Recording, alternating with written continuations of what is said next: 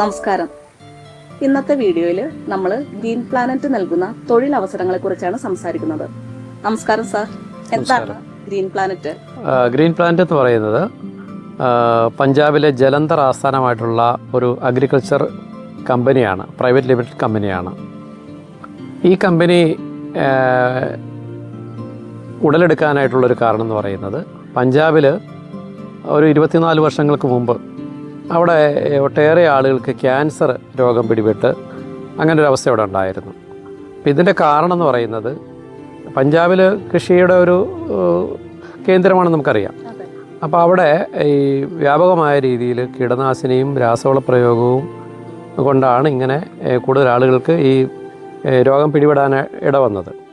അപ്പോൾ ഇതിനൊരു സൊല്യൂഷൻ കണ്ടെത്തുക എന്നുള്ള രീതിയിൽ കൃഷിയെ എങ്ങനെ നമുക്ക് പുതിയ ടെക്നോളജി ഉപയോഗിച്ചുകൊണ്ട് ആധുനികവൽക്കരിക്കാം, ഈ കീടനാശിനിയുടെയും രാസവളത്തിൻ്റെ ഉപയോഗം എങ്ങനെ കുറച്ചുകൊണ്ട് വരാം എന്നുള്ള ഒരു അന്വേഷണമാണ് ഗ്രീൻ പ്ലാനറ്റിൻ്റെ തുടക്കത്തിന് കാരണമായത്. ഇന്ന് 24 വർഷത്തിന് ശേഷം തിരിഞ്ഞു നോക്കുമ്പോൾ അഗ്രികൾച്ചർ രംഗത്ത് മാത്രമല്ല, നമ്മുടെ വെറ്റിനറി കെയർ രംഗത്തും അതുപോലെ തന്നെ നമ്മുടെ ഹെൽത്ത് പ്രോഡക്ട്സിൻ്റെ രംഗത്തുമൊക്കെ ഇന്ത്യയിലെ നമ്പർ 1 കമ്പനിയായിട്ടുന്ന ആ കമ്പനി മാറിയിരിക്കുകയാണ്. ഇതിനൊരു ഉദ്ദേശ ലക്ഷ്യമുണ്ടായിരുന്നു അന്ന് തന്നെ. സേവ് ദ മദർ എർത്ത് എന്ന് പറഞ്ഞാൽ മണ്ണിനെ സംരക്ഷിച്ചുകൊണ്ടുള്ള ഒരു ഭൂമിയെ സംരക്ഷിക്കുക, ഇതാണ് അതിൻ്റെ ഒരു ലക്ഷ്യം. അപ്പോൾ ആ ഒരു ലക്ഷ്യം നിറവേറ്റുന്നതിന് വേണ്ടി ഇന്ത്യയുടെ എല്ലാ സംസ്ഥാനങ്ങളിലും ഒരു വലിയൊരു ക്യാമ്പയിനായിട്ട് നടന്നുകൊണ്ടിരിക്കുകയാണ്. അതാണ് ഗ്രീൻ പ്ലാനറ്റ്. ഇത് നമുക്ക് പുതിയ ആൾക്കാർക്ക്, അതായത് കൂടുതലും ഉന്നത വിദ്യാഭ്യാസം ഉള്ളവരാണെങ്കിൽ പോലും നമ്മുടെ ഇന്നത്തെ തലമുറയിൽ തൊഴിലവസരങ്ങൾ വളരെ കുറവാണ്. അപ്പൊ അങ്ങനെയുള്ള ഒരു തലമുറയ്ക്ക് വേണ്ടിയിട്ട് നമുക്ക് ഇവർക്ക് എന്താണ് ഒരു ജോലിയായിട്ട് ബന്ധപ്പെട്ട് ഇതിനൊരു ബിസിനസ് രംഗത്തേക്ക് കടന്നു വരാനുള്ള ഒരു സാധ്യതയുണ്ടോ പുതിയ തലമുറയ്ക്ക്? തീർച്ചയായിട്ടും. നമുക്കറിയാം, ഇന്ന് നമ്മുടെ കർഷകർ ഒട്ടേറെ പ്രതിസന്ധികളിലൂടെയാണ് കടന്നു പോകുന്നത്. അവർക്ക് ഉൽപ്പാദന ചെലവ് കൂടുതൽ, അതുപോലെ തന്നെ പ്രൊഡക്ഷൻ കുറവ്, അങ്ങനെയുള്ള ഒട്ടേറെ പ്രശ്നങ്ങളുണ്ട്. തന്നെയല്ല, രോഗങ്ങളും കീടങ്ങളും വർദ്ധിച്ചുകൊണ്ടിരിക്കുന്നു. അപ്പോൾ ഉൽപ്പാദനത്തിനുള്ള ചെലവ് കൂടിക്കൊണ്ടിരിക്കുന്നു. ഇതൊക്കെ സംഭവിച്ചുകൊണ്ടിരിക്കുന്നതാണ്, നമുക്കെല്ലാവർക്കും അറിയാം. ഇപ്പോൾ നമ്മുടെ കേന്ദ്ര സംസ്ഥാന ഗവൺമെൻറ്റുകളാണെങ്കിലും ഈ കെമിക്കൽ ഫെർട്ടിലൈസറിൻ്റെ അമിതമായിട്ടുള്ള ഉപയോഗത്തിനെ കുറച്ചുകൊണ്ട് നമുക്ക് ഓർഗാനിക് രീതിയിലേക്ക് അല്ലെങ്കിൽ വിഷരഹിതമായിട്ടുള്ളൊരു കൃഷി രീതിയിലേക്ക് മാറാൻ വേണ്ടിയിട്ടുള്ള പ്രയത്നമാണ് ചെയ്തുകൊണ്ടിരിക്കുന്നത്. അപ്പോൾ ഇന്ന് ആ കാര്യത്തിൽ ഇന്ത്യയിലെ നമ്പർ 1 ആയിട്ട് നിൽക്കുന്നു ഗ്രീൻ പ്ലാനറ്റ്. കാരണം ഏറ്റവും അഡ്വാൻസ് ഇപ്പോൾ ടെക്നോളജി നമുക്കറിയാം. ടെക്നോളജി നമ്മുടെ ഇന്ത്യയിൽ മാത്രമല്ല, മറ്റുള്ള രാജ്യങ്ങളിൽ നിന്നും ഈ വിവരസാങ്കേതിക വിദ്യകൾ കൈമാറ്റം ചെയ്തുകൊണ്ടിരിക്കുന്നു. അപ്പോൾ അത്തരത്തിലുള്ള ഏറ്റവും പുതിയ ടെക്നോളജികൾ ഈ അഗ്രികൾച്ചർ രംഗത്ത് പ്രയോജനപ്പെടുത്തിക്കൊണ്ട് കൃഷി ലാഭകരമാക്കുക, ലേബർ കോസ്റ്റ് കുറച്ചു കൊണ്ടുവരിക. കൃഷിയിൽ പുതിയ നൂതന ടെക്നോളജി വരുമ്പോഴത്തേക്കും നമുക്ക് ലേബർ ഇല്ലാതെ തന്നെ ലേബറെ കുറച്ചുകൊണ്ട് നമുക്കിത് ചെയ്യാൻ പറ്റും. ഇതാണ് ടെക്നോളജി എന്ന് പറയുന്നത്. അപ്പോൾ അങ്ങനെ വരുമ്പോഴത്തേക്കും ഈ കൃഷിയിലേക്ക് പുതിയ പുതിയ ആളുകൾ വരാനായിട്ട് ഇടവരുന്നുണ്ട്. അപ്പോൾ അത് മറ്റുള്ള നമ്മുടെ കേരളം ഒഴിച്ചുള്ള മറ്റ് സംസ്ഥാനങ്ങൾ നോക്കിക്കഴിഞ്ഞാൽ കർണാടകയാണെങ്കിലും മഹാരാഷ്ട്രയാണെങ്കിലും വളരെയേറെ മുന്നോട്ട് പോയിരിക്കുന്നു. അവർ ഈ സാങ്കേതിക വിദ്യ കൃത്യമായ രീതിയിൽ മനസ്സിലാക്കുകയും അത് അവരുടെ കൃഷിയിടങ്ങളിൽ വളരെ വിജയകരമായിട്ട് നടപ്പാക്കുകയും ചെയ്തിരിക്കണം. ഒരു ഹരിത വിപ്ലവം പോലെ തന്നെ മറ്റൊരു വിപ്ലവമാണ് ഇപ്പോൾ നടന്നുകൊണ്ടിരിക്കുന്നത്.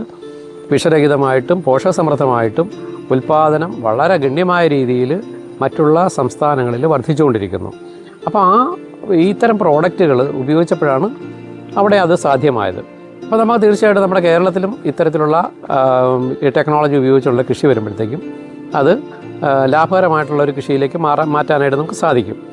അപ്പോൾ അതിന് ഒരാളോ രണ്ടാളോ വിചാരിച്ചാൽ മാത്രം നടക്കുന്നൊരു കാര്യമല്ല. ഇതിന് ആയിരക്കണക്കിന് ആളുകൾ മുന്നോട്ട് ഇറങ്ങിയാൽ മാത്രമേ നടക്കുകയുള്ളൂ. അപ്പോൾ അങ്ങനെ മുന്നോട്ട് ഇറങ്ങുന്നതിന് വലിയൊരു സാധ്യത കിടപ്പുണ്ട്. ആ സാധ്യത എന്ന് പറയുന്നത് ഈ പ്രോഡക്റ്റുകൾ, ഇപ്പോൾ നമ്മൾ പറയുന്നത് പരമ്പരാഗത കൃഷി രീതികളും ഏറ്റവും നൂതന ടെക്നോളജിയും കൂടെ സമന്വയിപ്പിച്ചുകൊണ്ടുള്ള ഒരു കൃഷി രീതിയാണ് നമ്മൾ മുന്നോട്ട് വയ്ക്കുന്നത്. അപ്പോൾ അങ്ങനെ മുന്നോട്ട് വയ്ക്കുമ്പോൾ അത് ഏറ്റെടുക്കാനായിട്ട് ആൾക്കാർ തയ്യാറാവുന്നു. അങ്ങനെ ഇതിനോടൊപ്പം നിൽക്കുന്ന കർഷകർക്കും അതോടൊപ്പം ഇത് പ്രചരിപ്പിക്കുന്ന ഒരു ബിസിനസ്സായിട്ട് എടുക്കുന്ന ആളുകൾക്കും അതിലൂടെ വലിയ നേട്ടങ്ങളുണ്ടാകാൻ പറ്റുന്നു.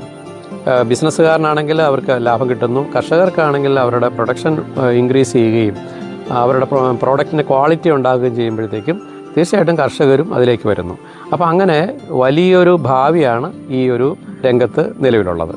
ഇതിനപ്പം നമുക്ക് എന്തെങ്കിലും ലൈസൻസോ കാര്യങ്ങളോ അങ്ങനെ എന്തൊക്കെയാണ് മറ്റു കാര്യങ്ങൾ വേണ്ടത്? ഇത് നമ്മൾ മറ്റുള്ള അഗ്രികൾച്ചർ പ്രോഡക്ട്സുകളൊക്കെ ഇപ്പം ഫെർട്ടിലൈസറും കീടനാശിനികളൊക്കെ കൊടുക്കുന്നതിന് ലൈസൻസ് വേണം, അത് വിൽപ്പന നടത്തുന്നതിന്.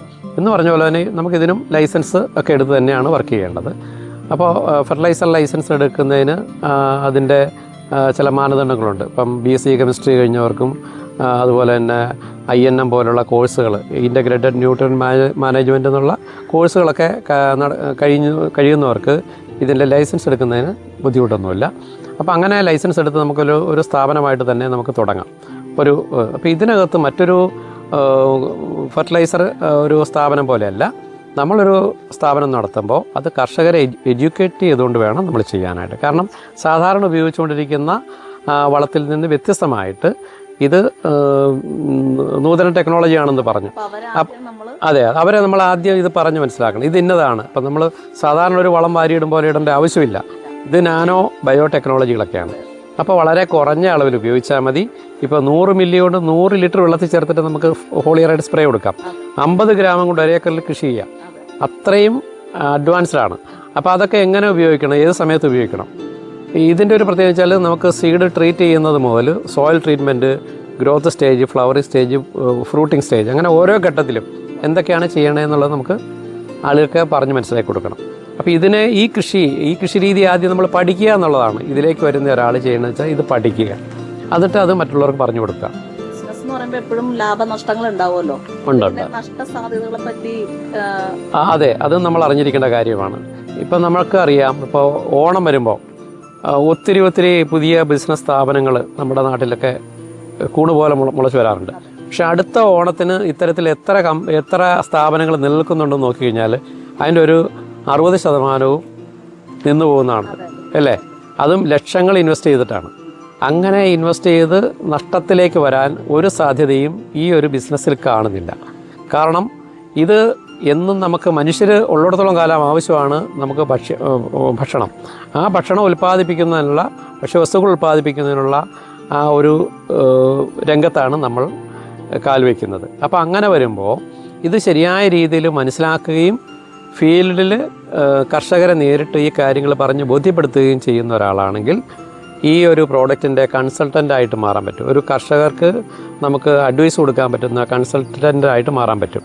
അപ്പോൾ അങ്ങനെ വരുമ്പോഴത്തേക്കും നിലവിലുള്ള ഒട്ടേറെ പ്രശ്നങ്ങൾക്ക് നമുക്ക് സൊല്യൂഷൻ കൊടുക്കാൻ പറ്റുമ്പോൾ അത് കർഷകർ നമ്മളോടൊപ്പം നിൽക്കും. അങ്ങനെ വരുമ്പോഴത്തേക്കും ഇത് ആരാണോ ഇത് ഏറ്റെടുക്കുന്നത് അവരെ സംബന്ധിച്ചിടത്തോളം നല്ല രീതിയിലൊരു വരുമാനം കിട്ടാനായിട്ട് സാധിക്കും. പ്രത്യേകിച്ച് ഇന്നത്തെ കാലഘട്ടത്തിൽ ഒട്ടേറെ ആളുകൾ ഇപ്പം പെൻഷനായിട്ടുള്ള ആൾക്കാരുണ്ടാവും, അല്ലെങ്കിൽ പുതിയൊരു ജോലി അന്വേഷിക്കുന്നവരുണ്ടാകാം, ഒരു അഡീഷണൽ ഇൻകത്തിന് വേണ്ടി ശ്രമിക്കുന്നുണ്ട്. അങ്ങനെയുള്ള എല്ലാവർക്കും നമുക്കൊരു നല്ല വരുമാനത്തിലേക്ക് എത്താനായിട്ട് തീർച്ചയായിട്ടും ഗ്രീൻ പ്ലാനറ്റ് സഹായിക്കുന്നു. അഗ്രികൾച്ചർ മാത്രമല്ല, നമുക്ക് വെറ്റിനറി കെയർ എന്ന് പറയുന്ന ഒരു വിഭാഗമുണ്ട്. നമുക്ക് മൃഗങ്ങളെ വളർത്തുന്നവരാണ് നമ്മൾ. പശു, ആട്, കോഴി, അങ്ങനെയുള്ള എല്ലാ മൃഗങ്ങൾക്കും പറ്റുന്ന ഏറ്റവും ബെനിഫിറ്റായിട്ടുള്ള ചില മനുഷ്യൻ്റെ ആരോഗ്യം സംരക്ഷിക്കുന്നതോടൊപ്പം തന്നെ മൃഗങ്ങളുടെ ആരോഗ്യം സംരക്ഷിച്ച് വേണം നമ്മൾ മുന്നോട്ട് പോകാനായിട്ട്. അപ്പോൾ അതിന് വേണ്ടിയിട്ടുള്ള ഒട്ടേറെ നല്ല പ്രോഡക്റ്റുകൾ ഈ ഗ്രീൻ പ്ലാനറ്റ് കമ്പനി ഇറക്കുന്നുണ്ട്. അതുകൂടാതെ തന്നെ ഇപ്പോൾ നമ്മൾ പറഞ്ഞു നമ്മുടെ നല്ല ഭക്ഷണത്തിന് വേണ്ടിയിട്ടാണ് നമ്മളിതെല്ലാം ചെയ്യുന്നത്. അപ്പോൾ ഈ നല്ല ഭക്ഷണം കിട്ടാത്തത് കൊണ്ട് തന്നെ നമുക്ക് ഒട്ടേറെ ആരോഗ്യ പ്രശ്നങ്ങളുണ്ട്.